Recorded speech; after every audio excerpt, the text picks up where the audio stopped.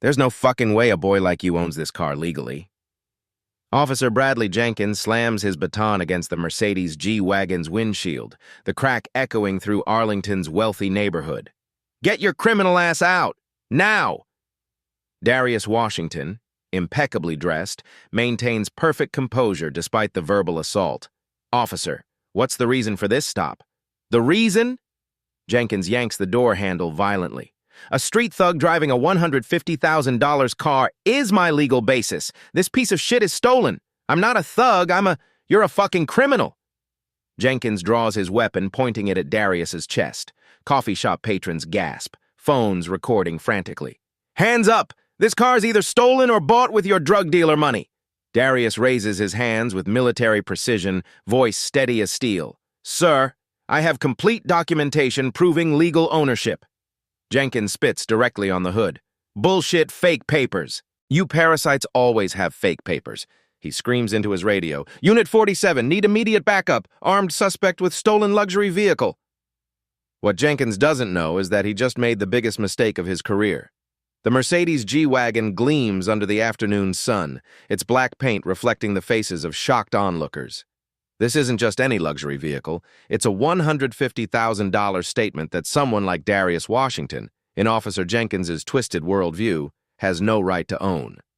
Darius Washington sits behind the wheel with the bearing of a man who's faced far worse than an angry cop. At 42, every line of his posture speaks to military training, though Jenkins sees only what his prejudices allow. A black man in an expensive car who must be a criminal. What Jenkins doesn't see are the small details that would tell a different story. The Pentagon parking permit is partially visible on the dashboard. The phone buzzed with calls from contacts labeled General Morrison and Congressional Liaison Office. The classified folder marked Confidential resting on the passenger seat, materials Darius was reviewing after finishing a sensitive briefing that ended just 30 minutes ago. Officer Bradley Jenkins represents everything wrong with assumptions based on appearance.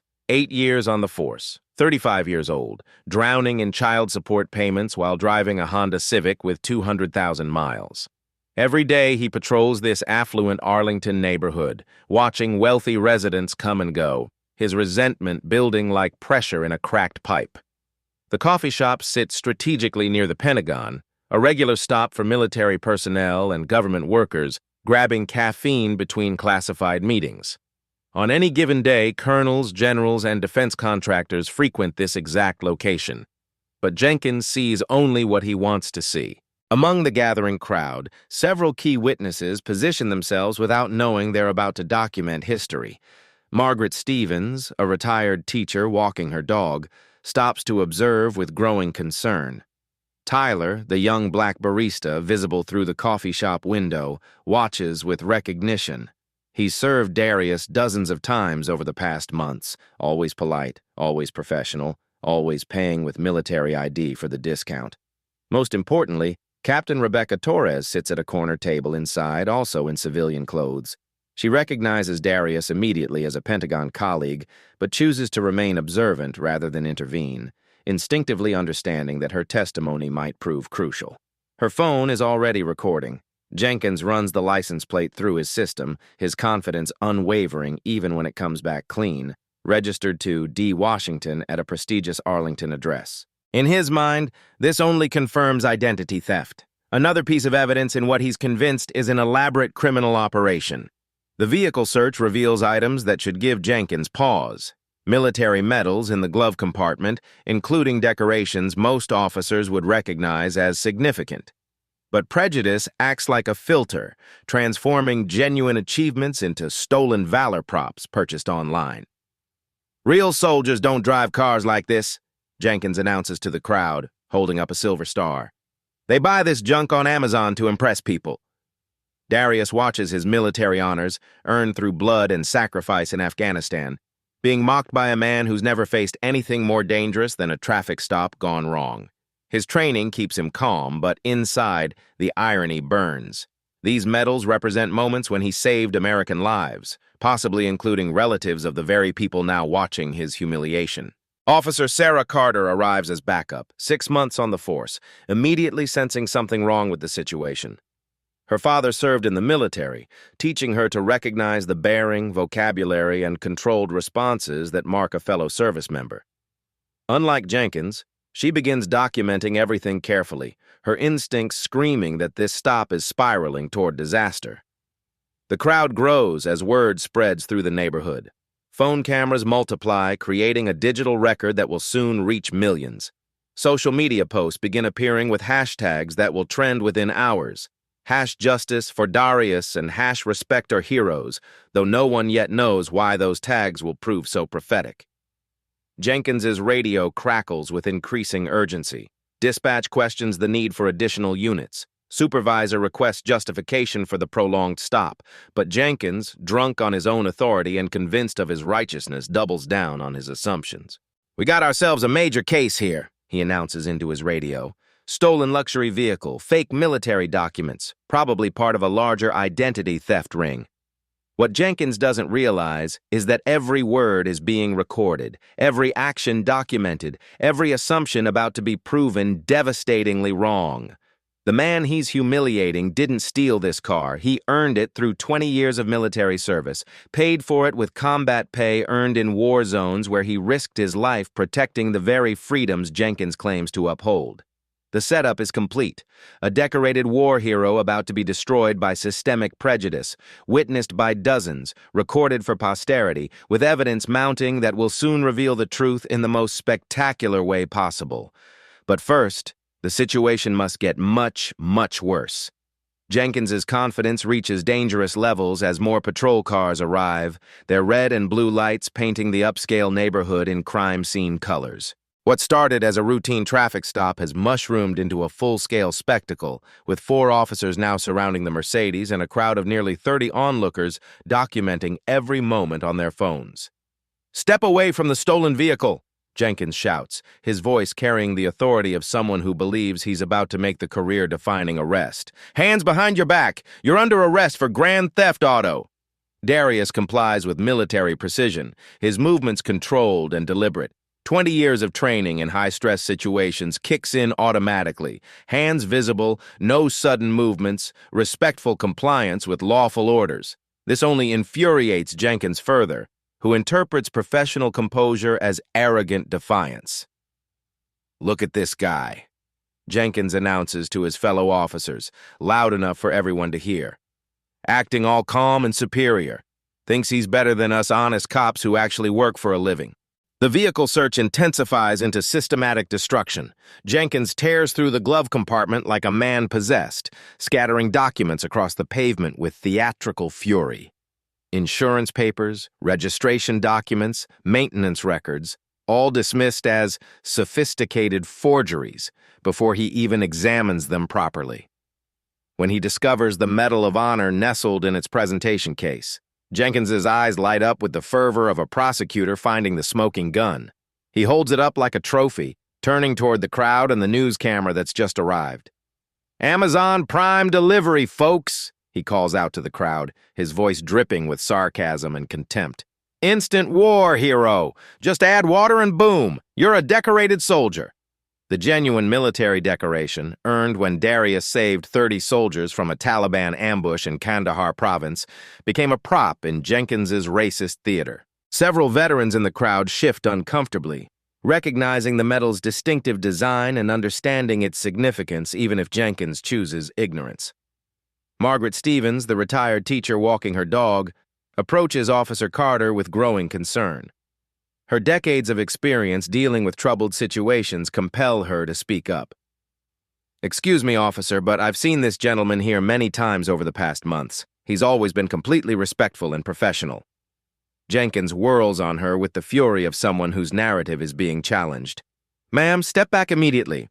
Criminals are experts at appearing normal. That's exactly how they operate.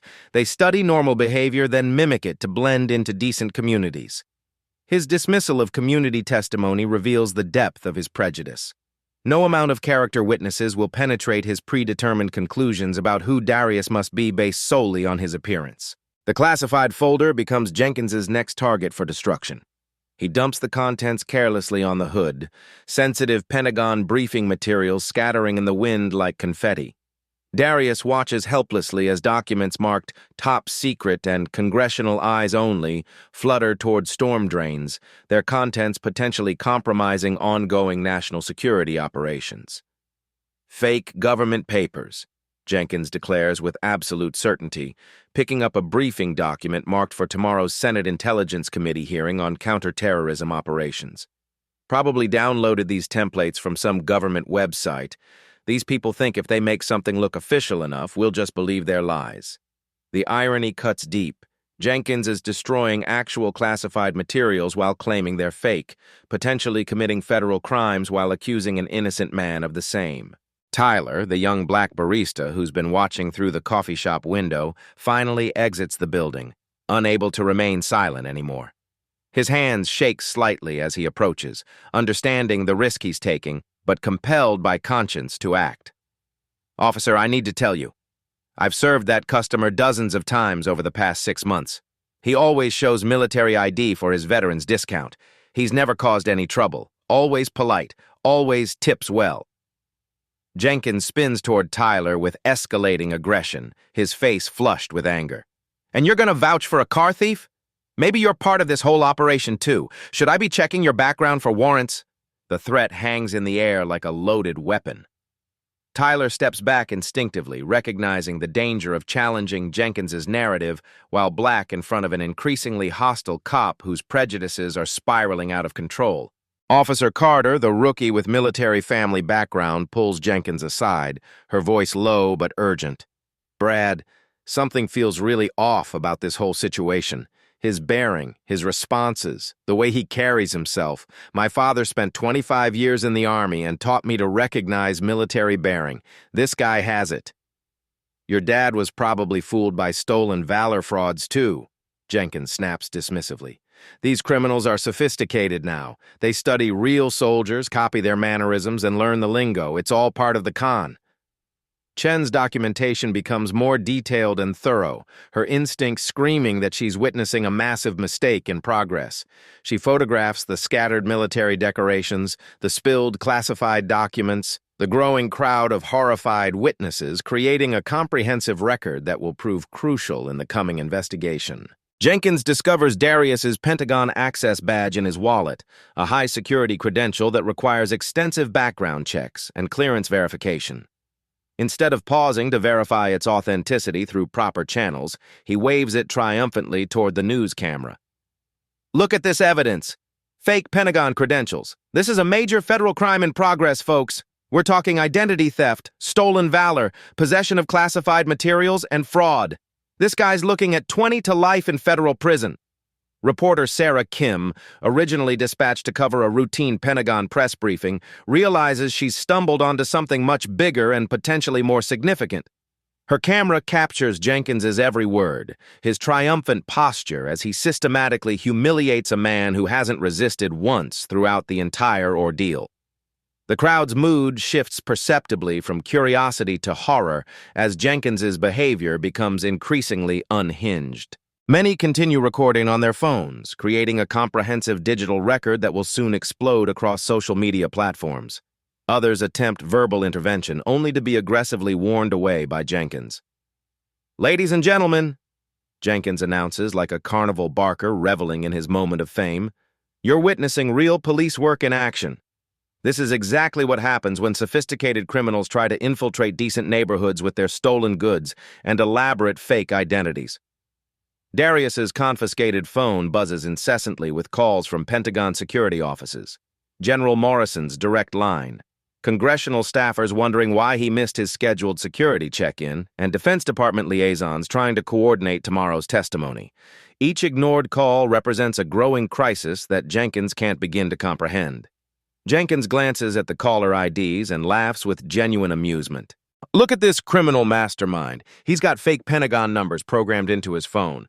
Probably if his phone rings enough with official-sounding contacts, we'll believe his elaborate story." Captain Rebecca Torres, who has been observing from inside the coffee shop while maintaining her cover, decides she's seen enough evidence of misconduct. She approaches Officer Carter quietly, identifying herself as active military personnel and providing detailed testimony about what she's witnessed. Her account will later prove crucial in the internal affairs investigation. The handcuffs click around Darius's wrists with a metallic sound that seems to echo through the entire neighborhood. Jenkins reads an increasingly elaborate list of charges: grand theft auto, stolen valor, possession of classified materials, identity theft, obstruction of justice, and resisting arrest, despite video evidence showing complete compliance. "Got ourselves a real criminal mastermind here," Jenkins tells the growing crowd of officers and bystanders. "This car's probably worth more than all our annual salaries combined, and this genius thought he could just drive it around Arlington like he actually owns it." As they load Darius into the patrol car, Jenkins can't resist delivering one final performance for the assembled cameras and crowd. "This is what real American police work looks like, folks. We don't let criminals hide behind fake uniforms and stolen credentials. Justice will be served." The Mercedes sits abandoned on the street, its contents scattered like debris from an explosion, its owner headed to jail for the crime of driving while black in an expensive car he legitimately owns. Jenkins rides the adrenaline high of what he believes is the arrest that will define his career and possibly earn him promotion. What Jenkins doesn't know is that his radio has been broadcasting to a dispatcher who's been fielding increasingly urgent calls from Pentagon security personnel, wondering about the whereabouts of Colonel Darius Washington. What he can't imagine is that within the next hour, his career-making arrest will transform into his career-ending nightmare. The crowd disperses slowly, many still recording, others immediately calling friends and family to describe the shocking injustice they've just witnessed. The story is already spreading through social media like wildfire, with hashtags trending and outrage building across multiple platforms. But the real explosion, the moment when truth collides with prejudice, is yet to come. The Arlington Police Department booking area buzzes with typical Tuesday afternoon activity, until Jenkins walks in with his prize arrest. He parades Darius through the station like a hunter displaying a trophy. "Got ourselves a major federal case here," Jenkins announces to everyone within earshot. "Grand theft auto, stolen valor, fake Pentagon credentials, the whole package." Desk Sergeant Lisa Rodriguez looks up as they approach. Something strikes her as wrong immediately. The suspect's bearing, his controlled breathing, his respectful eye contact, these aren't criminal mannerisms. "Name?" Rodriguez asks, beginning intake. "Colonel Darius Washington, United States Army." Darius responds clearly. Jenkins laughs harshly. "See? Even now, sticking to his fake identity story." Rodriguez notes the military bearing, the precise articulation, the unwavering respect. Her Marine husband taught her to recognize authentic military training. This man has it. During fingerprinting, Darius's phone buzzes relentlessly. Caller IDs scroll past. General Morrison, Pentagon, Congressional Liaison Office, Defense Security Service. "Sophisticated fake contacts," Jenkins points out smugly. These identity thieves do their homework. But Rodriguez recognizes real Pentagon formatting. Her concern deepens as she examines military decorations that look too authentic for online purchases. Lieutenant Murphy arrives to review the arrest. 20-year veteran Murphy immediately recognizes potential complications. "Jenkins, did you run military database verification?" Murphy asks. "Sir, it's obviously a fake identity. Real soldiers don't drive $150,000 cars," Jenkins responds confidently. Murphy's expression hardens. "That's not what I asked." Meanwhile, Pentagon security begins welfare check protocols for missing Colonel Washington. The call reaches Arlington Dispatch at 3:47 p.m. "We're checking on Colonel Darius Washington. Has your department had contact with this individual?" Murphy's stomach drops as he realizes the situation's magnitude. The verification takes 4 minutes. 4 minutes to discover they're holding a decorated Army colonel on impossible charges. Rodriguez runs the military database check Jenkins should have performed. The screen fills with devastating information. Active duty colonel, Medal of Honor recipient, highest security clearance. "Jenkins, you need to see this," Rodriguez calls urgently. Jenkins approaches confidently, expecting vindication. His expression cycles through confusion, disbelief, and dawning horror as he reads the official record. "That's impossible. These databases can be hacked," he whispers. "Brad, this is live Pentagon verification. This man is exactly who he says he is." Phone calls intensify. General Morrison's office contacts Arlington Police directly. Congressional staff call about tomorrow's testimony. Chief Patterson calls Lieutenant Murphy. Jim, I've got the Pentagon, Congress, and the mayor calling about Darius Washington. Are we holding him? Murphy closes his eyes. Yes, Chief. Jenkins arrested him 2 hours ago. Silence stretches before Patterson responds, deadly calm. I'm driving there now. Don't release him. Don't process him further. Don't let Jenkins near him. Media explodes across platforms. Sarah Kim's footage spreads like wildfire. #Justice for Darius trends nationally within 2 hours. Community witnesses arrive voluntarily. Margaret Stevens brings detailed accounts. Captain Torres provides military verification. Tyler overcomes hesitation to support Darius's character.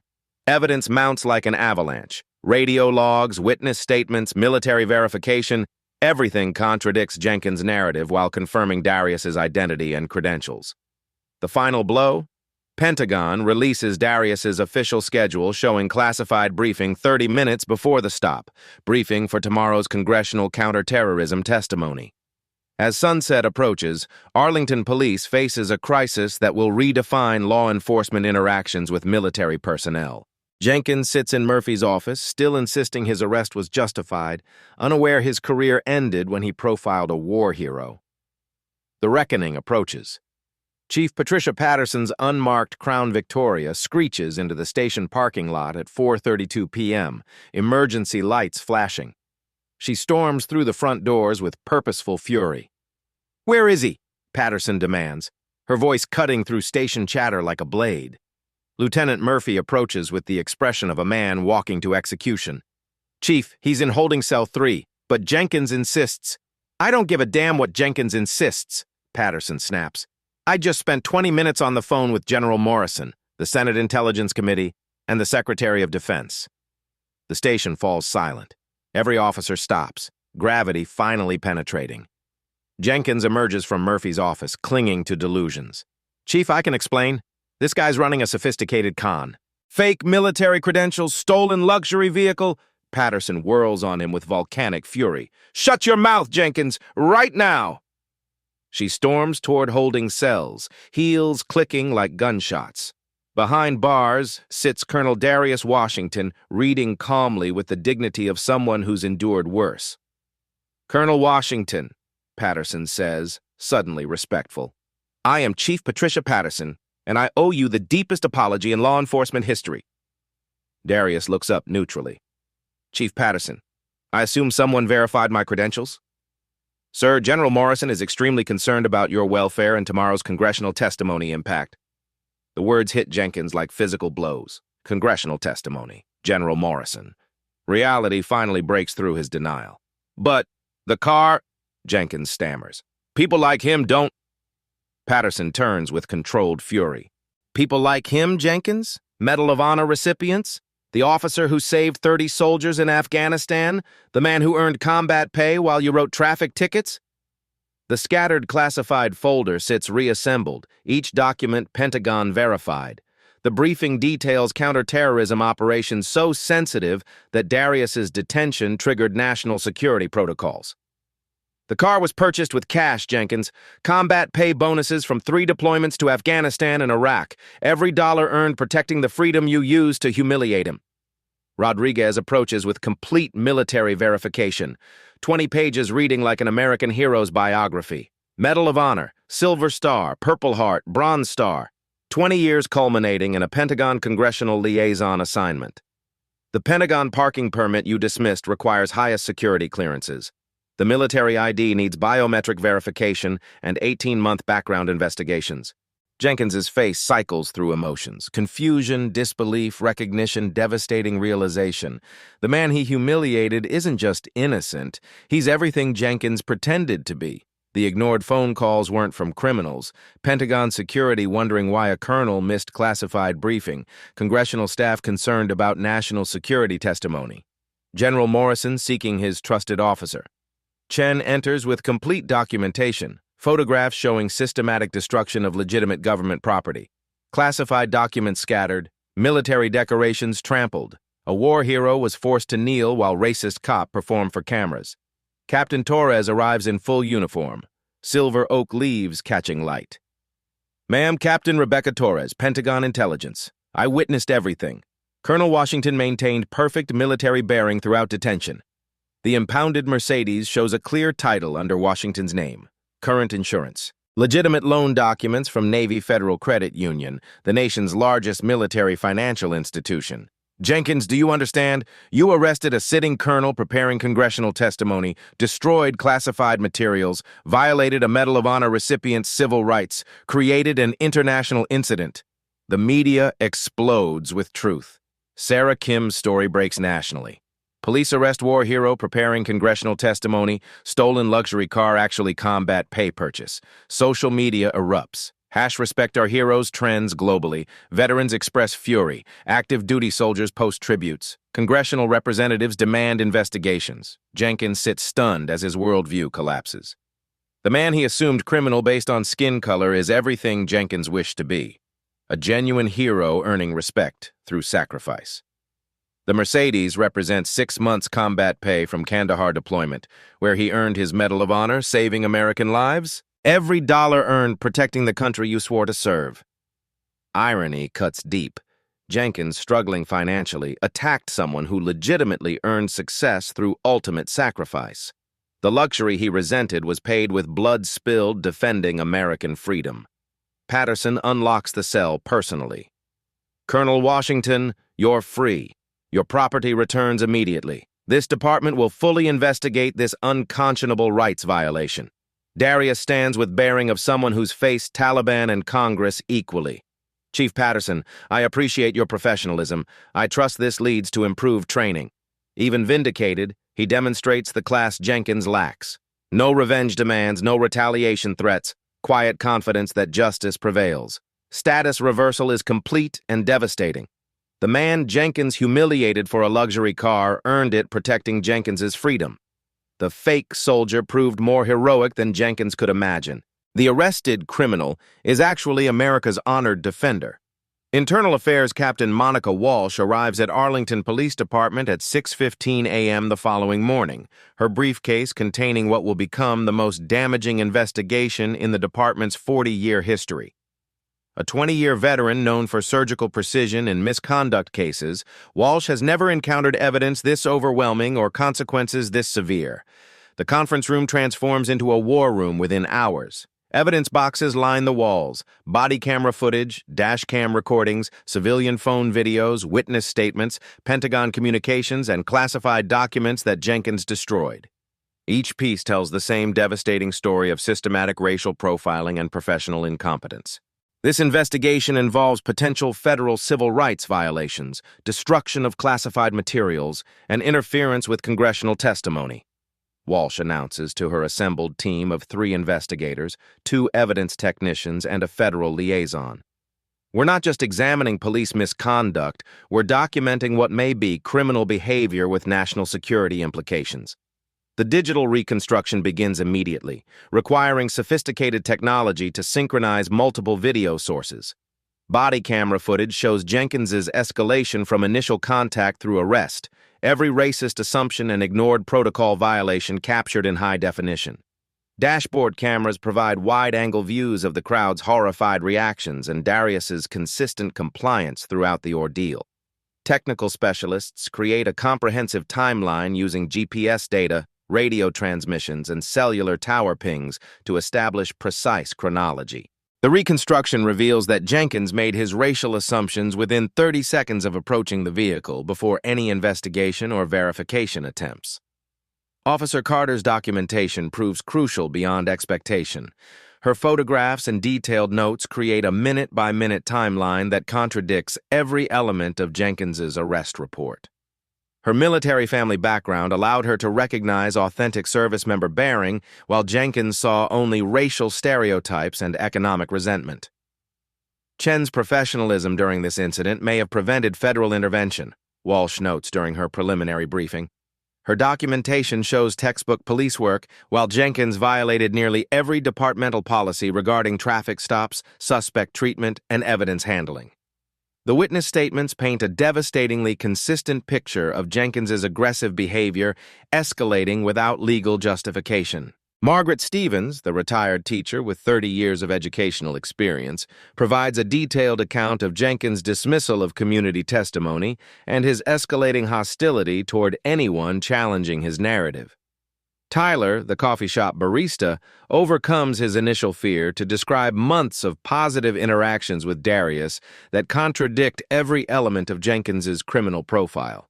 His testimony includes specific dates, transaction records, and witness corroboration from co-workers who regularly serve the colonel. Captain Torres's military testimony carries extraordinary weight due to her security clearance and direct knowledge of Pentagon operations. Her statement details complex security protocols, explains Darius's legitimate access to classified materials, and confirms his critical role in scheduled congressional testimony on counterterrorism operations. Colonel Washington's detention didn't just violate his civil rights, Torres explains to investigators with the gravity of someone discussing national security. It compromised ongoing intelligence operations and congressional briefings. The Pentagon considers this a matter of significant institutional concern requiring immediate resolution. The luxury car analysis reveals the depth of Jenkins's prejudice and willful ignorance. Financial forensics specialists examine every aspect of Darius's vehicle purchase, discovering a paper trail that proves legitimate ownership beyond any reasonable doubt. Combat pay records, deployment documentation, and military financial institution records create an ironclad case. Jenkins made zero effort to verify ownership through proper channels available to any officer, Walsh notes during evidence review. His assumptions were based entirely on racial stereotypes about who can afford luxury vehicles in affluent neighborhoods. Banking records show the Mercedes purchase represented approximately 6 months of accumulated combat pay from Darius's deployments to Afghanistan and Iraq. Every dollar was earned through hazardous duty assignments where he faced daily threats to protect American interests overseas. The pattern analysis proves most damaging to Jenkins' credibility and the department's reputation. Computer forensics specialists analyzed traffic stop data revealing systematic bias that escaped supervisory attention for months. Jenkins conducted 47 traffic stops in affluent Arlington neighborhoods over 6 months, with 89% involving people of color driving expensive vehicles. Statistical comparison with other officers patrolling the same area shows clear bias in stop selection, escalation patterns, and arrest decisions. Jenkins consistently targeted minority drivers of luxury vehicles while ignoring similar infractions by white drivers in the same locations. This isn't isolated misconduct, Walsh concludes after reviewing comprehensive data analysis. This represents systematic racial profiling specifically targeting minority success in affluent communities, enabled by inadequate supervision and failed accountability systems. Jenkins's disciplinary history emerges as equally damning evidence of institutional failure. 12 previous complaints of racial profiling span his 8-year career, all dismissed or resulting in minor reprimands despite consistent patterns that should have triggered intervention protocols. Training records reveal missed bias awareness sessions, failed de-escalation certifications, and negative performance evaluations that were ignored by supervisory staff. Early warning systems designed to identify problematic behavior patterns failed completely due to poor implementation and oversight. The warning signs were documented repeatedly but ignored consistently, Walsh documents in her preliminary findings. Department leadership failed catastrophically to address escalating complaint patterns that should have resulted in immediate intervention and retraining. The Pentagon involvement escalates investigation urgency and complexity. Military officials demand comprehensive answers about police interference with classified operations, while congressional staff express serious concerns about law enforcement harassment of military personnel performing national security duties. Defense Department liaison officers arrive to coordinate with internal affairs, their presence highlighting the investigation's national significance and potential federal consequences. Pentagon Security conducts parallel reviews of all materials to assess potential classification breaches caused by Jenkins's document destruction and evidence contamination. The scattered classified materials represent potential intelligence compromises requiring damage assessment, the Pentagon liaison explains during classified briefings. Colonel Washington's briefing materials contain sensitive counterterrorism information that could affect ongoing operations if compromised. Media coverage intensifies as investigative reporters uncover additional misconduct patterns throughout the department. National outlets examine luxury car profiling phenomena in affluent communities nationwide, discovering similar incidents in other jurisdictions. Military advocacy groups demand federal intervention to protect service members from civilian law enforcement harassment. Legal experts provide analysis that devastates any potential defense of Jenkins's actions.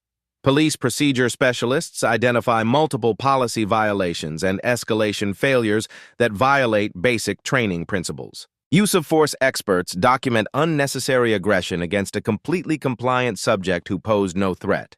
Civil rights attorneys outline federal violations that could result in criminal charges under Section 1983 and federal hate crime statutes.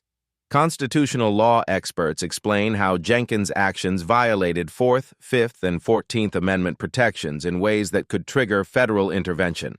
Every element of this arrest violates established constitutional protections, the civil rights expert testifies during formal hearings. The targeting, escalation, and arrest represent textbook examples of racially motivated policing that federal courts have consistently condemned.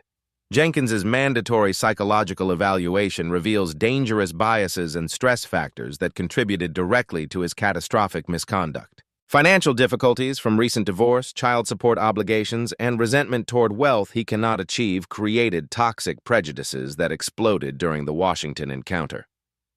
Jenkins' personal frustrations don't excuse his behavior, the department psychologist reports.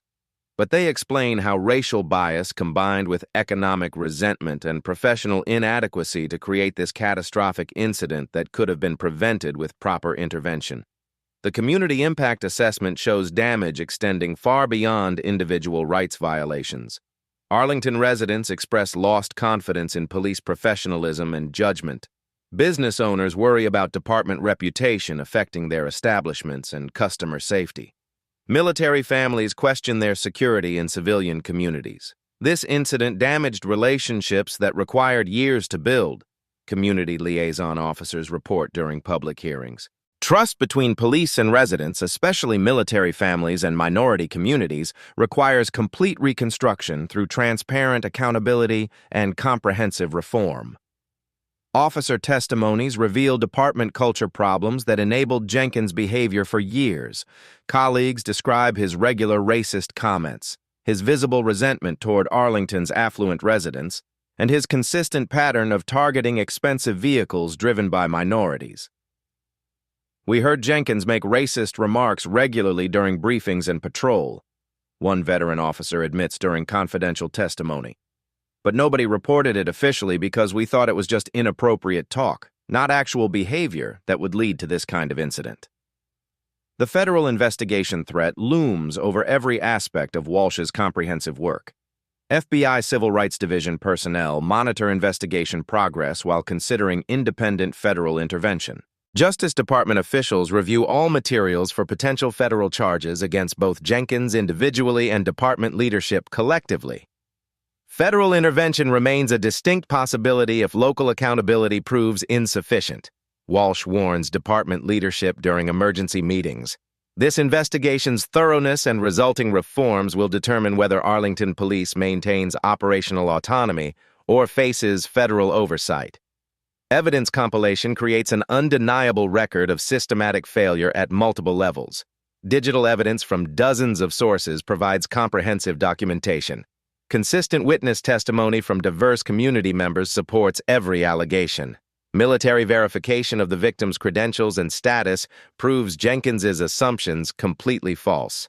Expert analysis demonstrates clear constitutional violations requiring immediate response. Pattern documentation shows repeated misconduct that should have triggered intervention long before this catastrophic incident occurred.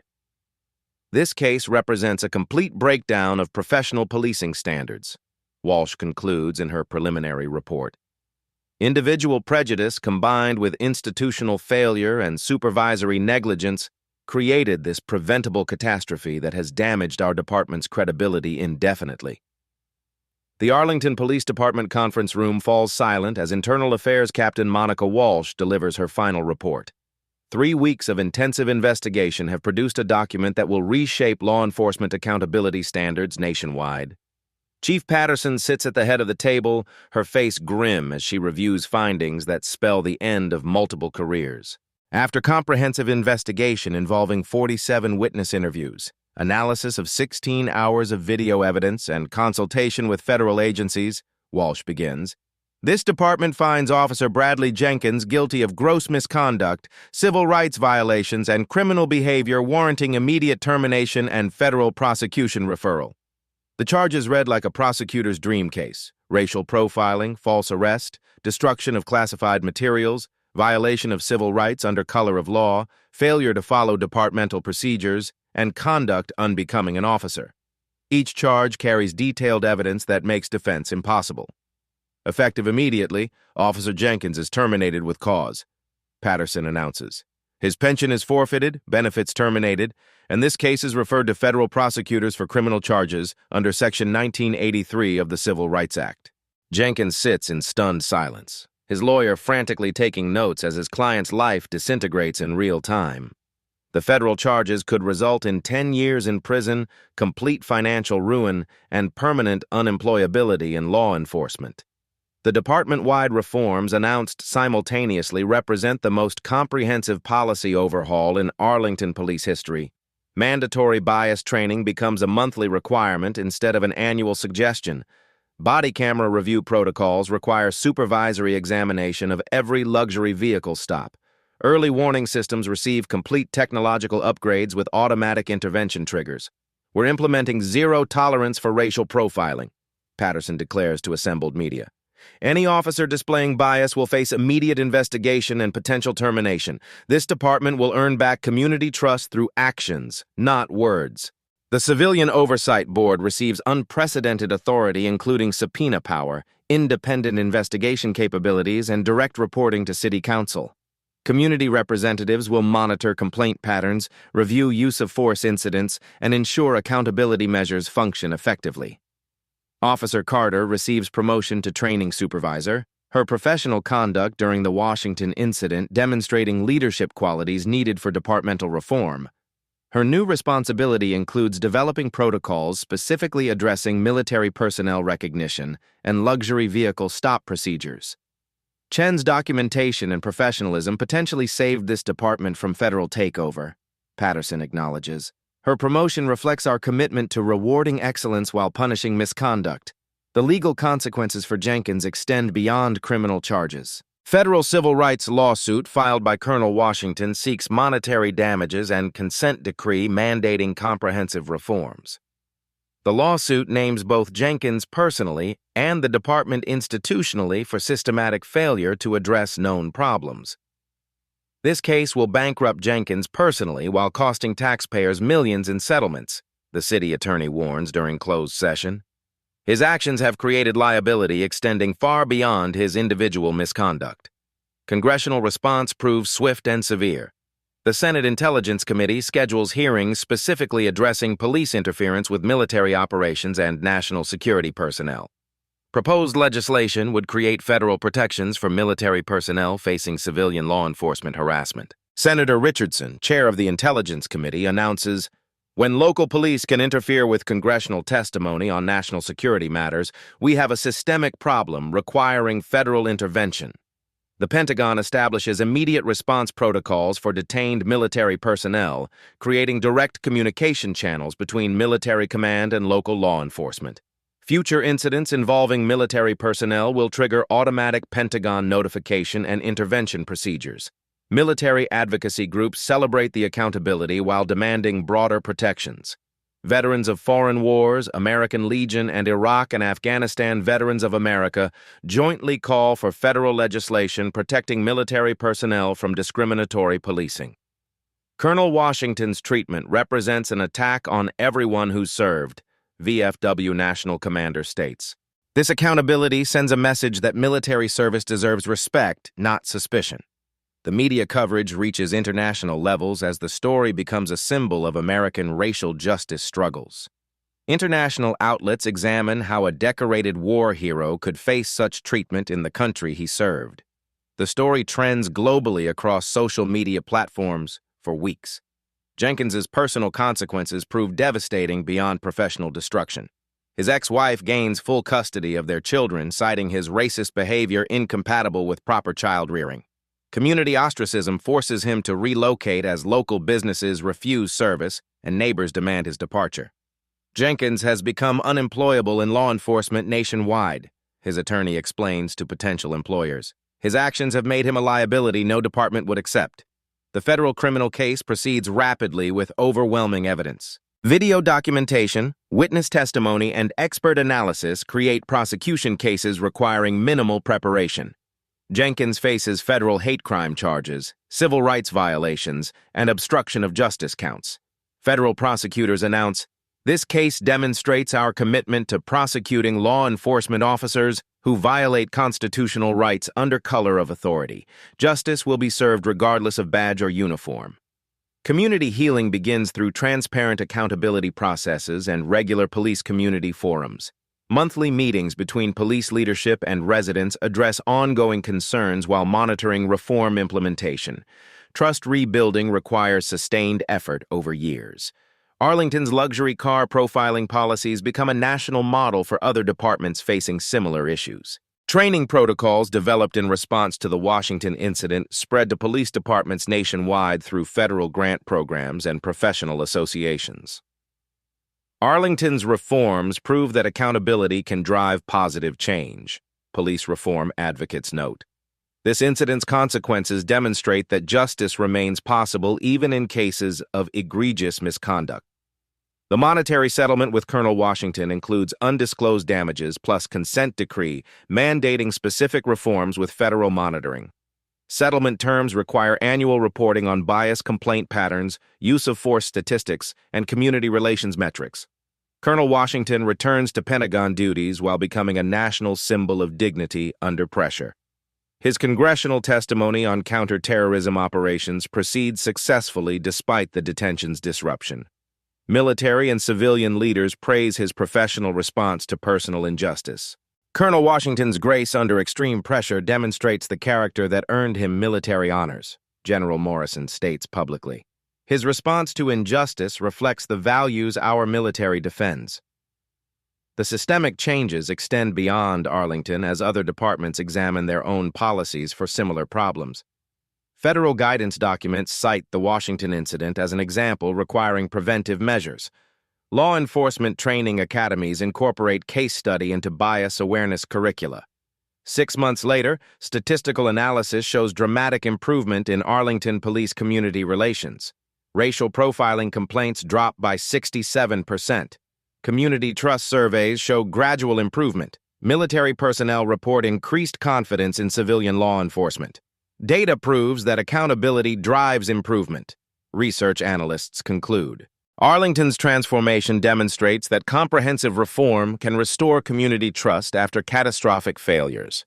The final irony emerges as Jenkins faces federal trial.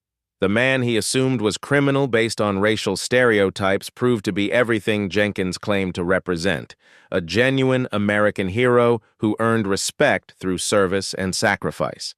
The luxury car he resented was purchased with blood money earned protecting Jenkins's freedom to serve as police officer. Justice arrives not through revenge, but through systematic reform, ensuring such incidents cannot recur. The price of prejudice proves higher than anyone imagined, while the value of dignity under pressure creates lasting change benefiting entire communities.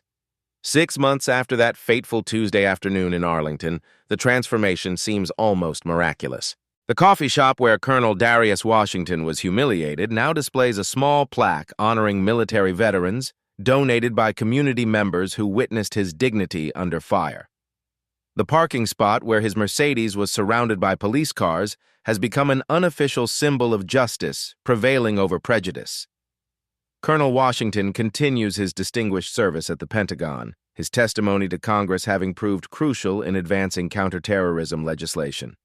Despite the trauma of his public humiliation, he maintains the same quiet professionalism that defined his military career, now enhanced by his role as an unwitting symbol of grace under extreme pressure. "I harbor no personal animosity," Washington states during a community forum 6 months later. My hope is that this incident creates lasting change, preventing others from experiencing similar injustice. His Mercedes G-Wagon, fully repaired from Jenkins' search damage, still turns heads in Arlington neighborhoods. But now those looks carry respect rather than suspicion, understanding rather than resentment. The luxury vehicle that triggered such hatred has become a symbol of earned success and legitimate achievement. Officer Sarah Carter's transformation exemplifies the positive change possible when accountability meets opportunity. As training supervisor, she's developed bias awareness programs adopted by 15 police departments nationwide. Her military family background, once merely personal history, now serves community healing through professional expertise. This incident taught me that silence enables injustice, Carter reflects. Documentation and courage can prevent catastrophic failures when good officers speak up. Her training protocols specifically address luxury vehicle stops, military personnel recognition, and de-escalation techniques for affluent community policing. Statistical analysis shows dramatic improvement. Racial profiling complaints decreased 67%, while community satisfaction increased 43%. The Arlington Police Department's comprehensive reforms have become a national model for accountability-driven change. Monthly bias audits, real-time body camera review, and community oversight boards demonstrate that systematic reform can restore trust after catastrophic failure. Chief Patterson, initially defensive about departmental reputation, now champions transparency as the foundation of legitimate policing. Accountability isn't punishment, it's professional growth. We're better officers and better people because we faced our failures honestly. The Civilian Oversight Board, empowered with subpoena authority and independent investigation capabilities, has become the community's voice in police accountability. Monthly public meetings ensure transparency, while quarterly reports track progress on bias elimination and community relations. Former Officer Bradley Jenkins serves as an unintentional cautionary tale about the price of prejudice. Federal conviction on civil rights charges resulted in 8 years in federal prison, complete financial ruin, and permanent law enforcement disqualification. His personal destruction serves as a stark warning to officers considering similar misconduct. His children, now raised solely by their mother, will grow up understanding that racism destroys families and communities. The luxury car resentment that drove Jenkins's prejudice cost him everything he claimed to protect: home, family, career, and reputation.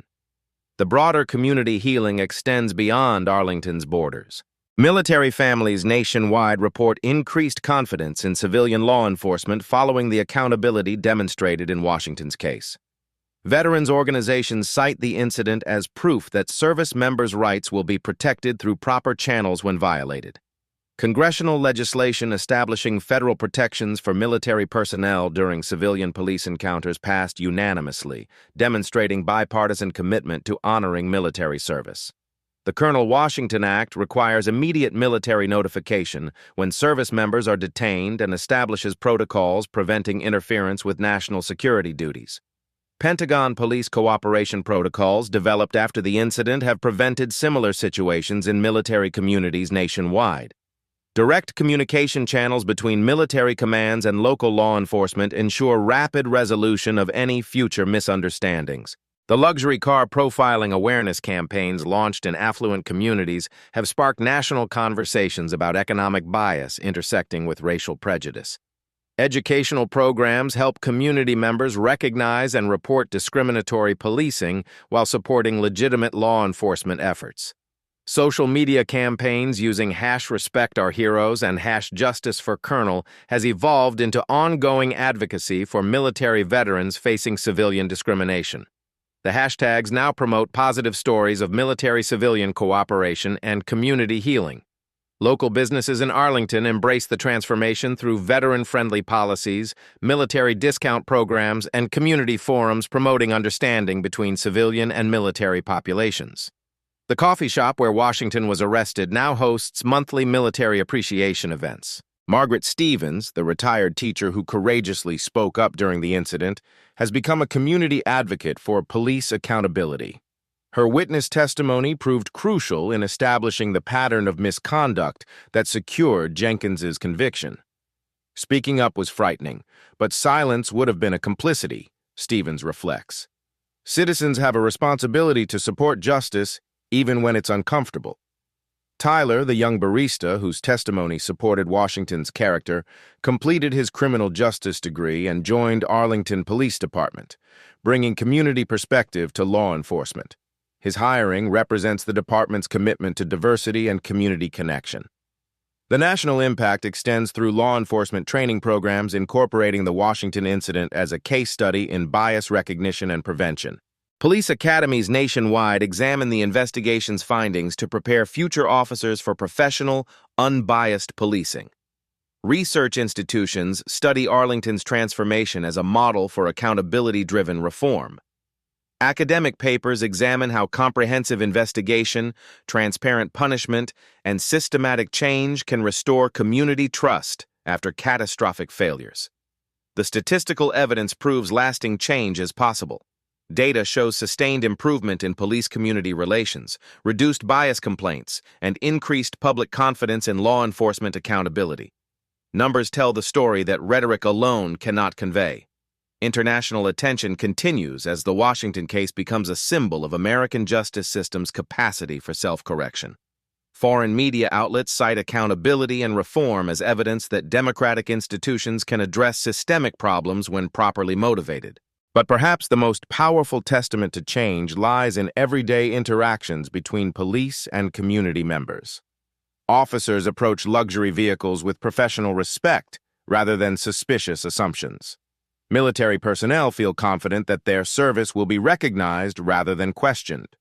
The transformation isn't complete. Systemic change requires sustained effort over years, not months. But the foundation has been laid for lasting reform based on accountability, transparency, and community engagement. Colonel Washington's dignified response to injustice created ripple effects extending far beyond Arlington. His refusal to seek revenge while demanding justice demonstrated that positive change emerges from principled leadership rather than angry retaliation. Real change happens when ordinary people choose courage over comfort, Washington observes. Community healing requires everyone's participation, not just those directly affected by injustice. The Mercedes G-Wagon that triggered such hatred now represents something entirely different, proof that American dreams remain achievable through service and sacrifice. The luxury car earned through combat pay symbolizes values that transcend racial prejudice and economic resentment. This story demonstrates that justice delayed isn't always justice denied. Comprehensive investigation, transparent accountability, and systematic reform can create lasting change that honors both victims of injustice and community needs for legitimate law enforcement.